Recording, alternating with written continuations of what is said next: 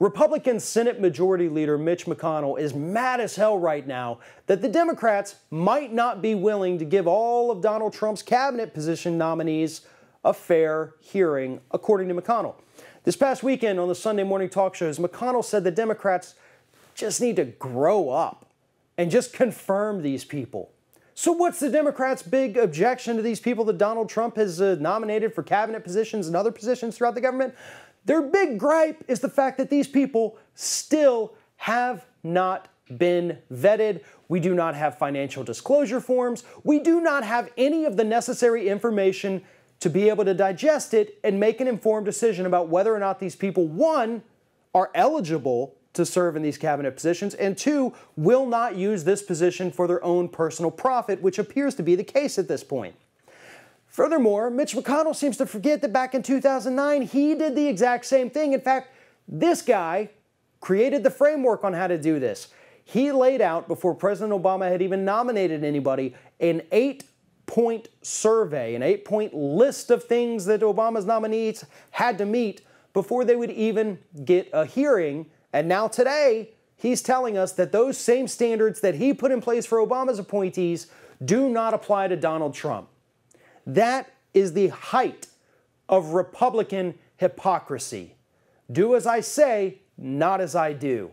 But there's a big difference here. Mitch McConnell, according to himself, wanted to block Obama's appointees because he was afraid of wild liberalism, is what he called it. Meanwhile, Democrats are opposed to Donald Trump's nominees because they're just downright evil. These people want these positions, like Rex Tillerson, because they want to fatten their own wallets. They want to do everything that they can to enrich themselves, their businesses, their friends, other Republican donors. That's all this is about. The Democrats' obstruction here is only about protecting the country, protecting these offices from these people who do not care about the rule of law. They do not care about the well-being of American citizens. They care about money. Same thing with Donald Trump. And it's amazing to think how far this country, the office of the president, has fallen since the days of John F. Kennedy.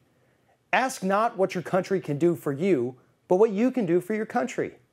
And now, today, we have a government that is completely controlled by people who are wondering what in the hell the government can do for them. What can I get out of this for me? What's in it for me? What am I going to gain from being the President of the United States? What am I going to gain from being the Secretary of State? That is what Donald Trump is. That is what his appointments are. And that is why the Democrats are trying to stop these people from ever getting into office, or at the very least, making everything that these people have done throughout their lives public knowledge, so that when it comes up for the next presidential election, we can make informed decisions, not only based on what Donald Trump himself has done, but about the people that he has surrounded himself with that seek nothing more than to destroy this country for their own personal gain.